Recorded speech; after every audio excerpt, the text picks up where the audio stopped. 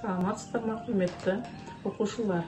Мен нан, макарон және кондитер өнімдері факультетінің өндіріс шебері Исхулова Жәмилә Хамитбек қызы сіздерге бүгін қашықтан оқу бағдарламасы бойынша торттар тақырыбына оқу үйретемін. Бүгінгі үйренетін тортымыз ол тирамису, малиналы сироптағы тирамису. Бұл тортымызда пісірмей жасауға болатын торт.